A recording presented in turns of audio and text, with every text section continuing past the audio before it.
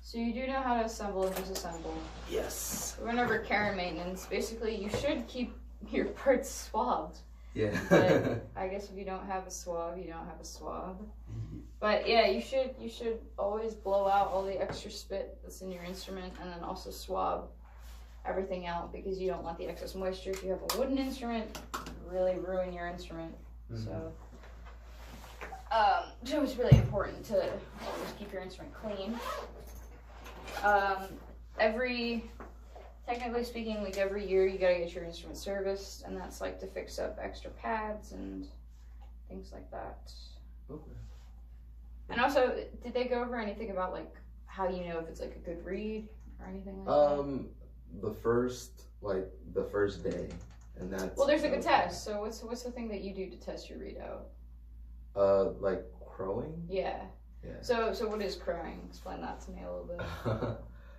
It's like when you blow into the reed, it should make like a. Yeah, that's pretty accurate. And so basically what you're listening for is you're listening to whether or not the reed has all the different, like, the pitches, right? Because you've got, it's a mix between like a high and a low, and then there's also like a middle. So I don't know, we'll give your reed a crow and give my reed a crow, and we'll see how well my reed is, because this reed is really old. But so on that one you can hear just high crow. So obviously I should make adjustments to fix that, but I'm not going to do that because, well, I'm not going to do that. This one is like, it came with the horn, or it came with the bassoon that the school gave me. So Okay. We'll see.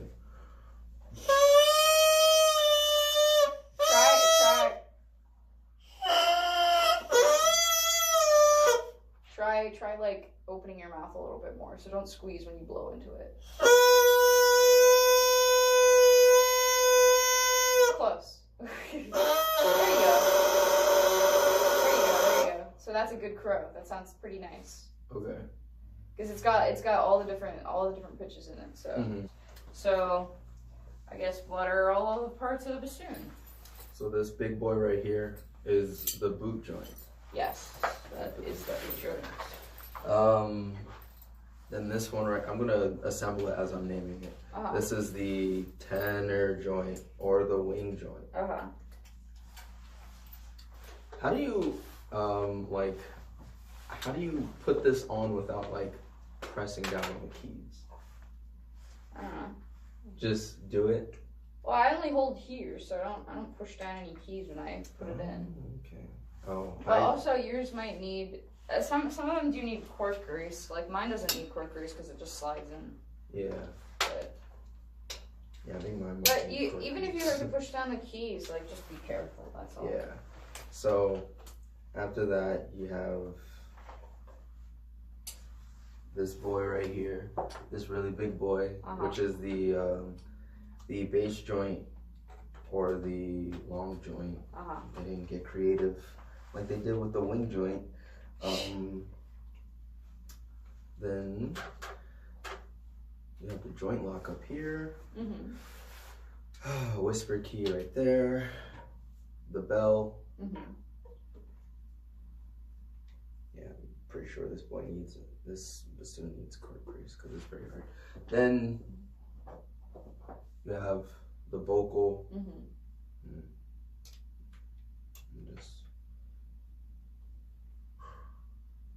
there. I mean that's it. This is the seat strap. Yeah, there you go. Most crucial part of the bassoon. Oh, I should probably hold it down there, but you know. Crucial part of the bassoon. And this right here obviously is the reed. Put it there. Yeah. You gotta make sure it's on, like completely securely fastened to the vocal. I know for articulation he tip of the tongue to the tip of the reed. Yeah. So, and like have it, think of it as like a yes. Type of. Yeah, pretty much.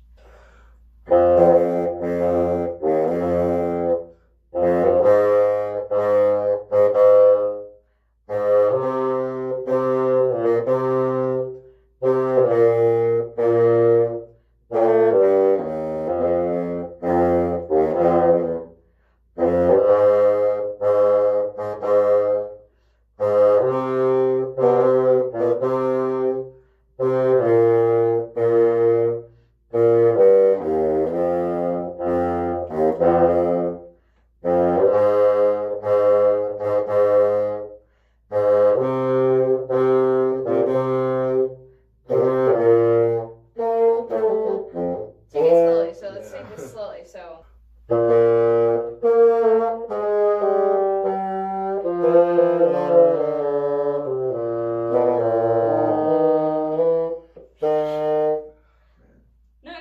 good. That's good. I know them individually, like the fingerings individually. Yeah, like okay. Try it yourself. Try it yourself. So Okay. just to chord notes, real slow. So.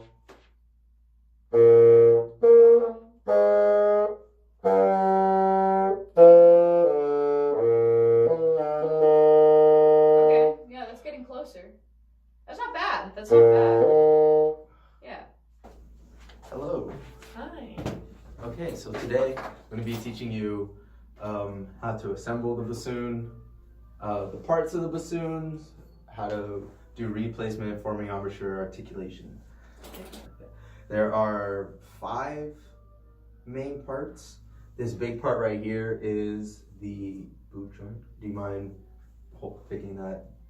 This is also the order of which you're going to assemble it. So the first thing, so this is the boot joint, and this is the wing joint, because it has this thing, okay. Or you can call it the tenor joint. Okay. Yeah. So this tenor joint is going to be the first thing you're going to put into the boot joint. So you're going to put this side into the small hole, the smaller of the 2 holes. Does this part face me? This part faces in this way. So a good way to see where it lines up is that there is a tick right here, and it should line up with a tick that is somewhere on the right there. Okay. You're supposed to do small wiggles so you don't break anything. Oh, sorry. I should also mention to you, before you even assemble your bassoon, you're supposed to soak your reed. Oh, okay. And so I have 2 reeds. I use the red reed. I don't use the yellow reed, so you can use the yellow reed if you would like. Okay. So I'm just gonna soak both of them because I'm gonna have to demonstrate how to play on this thing. How far in this one? It has to go all the way.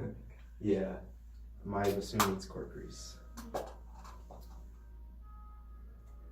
Yeah, here I can do this for you. I'm just like forced to get it down. But it didn't come with cork grease, and I'm not gonna buy cork grease. So, so the next thing after this is you're gonna actually put the bassoon down, like put that on the ground, because it's gonna get really big. So, next you have the long boy. Is that what it's called? No, it's called the long joint. So close. But it's called the long joint or the bass joint. Okay. So a good way to remember to distinguish these 2 is this is the long joint, this is the wing joint. Okay. Or this is the tenor joint and this is the bass joint. Okay. Yeah. So then you see the smoother side. The smoother side goes in there, obviously, into the bigger hole. There's really no good. You're actually gonna need to turn it because this right here needs to lock in there. Ooh, that doesn't sound good. Yeah, you might also gonna need some brute force. So when it comes to bassoon assembly, you're always going to want to make sure that the boot joint here is always on the ground, except when you put the first tenor joint in, because it gets really heavy and you don't want anything falling out or falling in general. I don't know. I can do the rest. Also, when you like pick up the bassoon or hold the bassoon, when it's not on the ground, always hold it by the boot joint so it doesn't fall. So after you put this together, my bassoon has this lock right here that you see this hole goes in there, and supposed to just do that, and now it's locked into place. Yeah. Cool. So next we have the bell, and yeah, it's called the bell. I don't know why, but then it just goes on there. Hold down this button, this key, because this is supposed to go over that.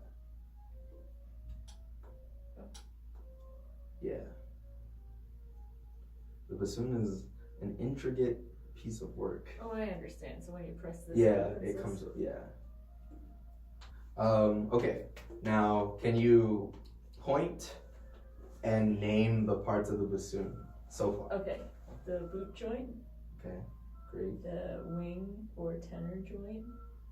The bass joint. And the bell. Good. Okay. So now you have this last part, which is called the vocal. The what? Vocal. It's like vocal, Okay. but with a B. Okay. And then this goes in there. You're gonna want to do small wiggles. Make sure that this is facing out because this is eventually gonna have to go in there. But you don't want to rip this pad off. Oh, okay. So yeah, you want to like assemble it outwards, and then when you're done putting it all the way in, then you twist it slowly in there. Yeah. Let's see where it is. That's perfect.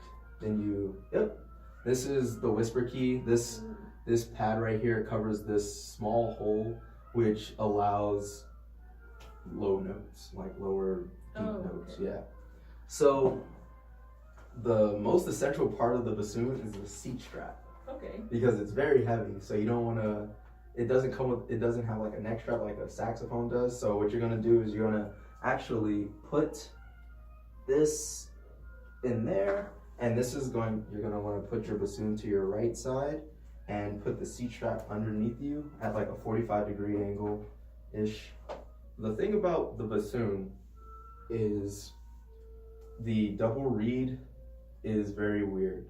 So you're gonna wanna you wanna make it sound bad at first. So what you're gonna wanna do is you're gonna wanna have your top lip on the reed 70%, like 70% on, like over it. So you're gonna wanna put it more 70% over the reed. Yeah. And then your bottom lip is gonna be like 50%. So it's not gonna be like this, is gonna be more of like a overbite. And you're gonna wanna roll your bottom lip in. And then you're gonna wanna like open your mouth cavity so it's really wide. Like you need a really wide mouth cavity. Most typical bassoon teachers give a cork so you can put it in the back of your back into your mouth so you could keep it open. So let's see. The reed's not in your mouth enough. Yeah. You're gonna want to have that overbite and try to blow really fast. There you go. Let's see. Try to put the reed over this area right. That area right there, because the reed's not far enough in your mouth.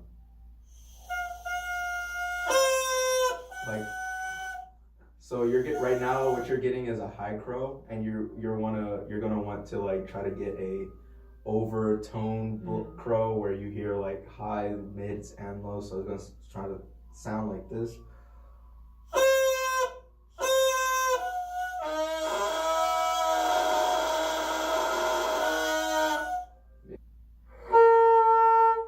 Okay. Is that the right pitch?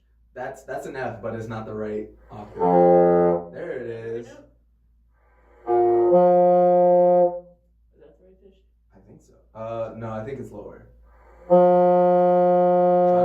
Try to drop your jaw and use a lot more air. There it is. Cool.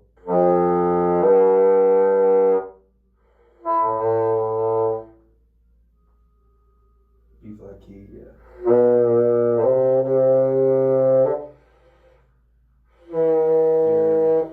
This hole isn't covered right here.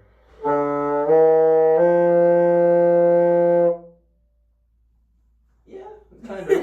It's almost there. But yeah, that's the bassoon, and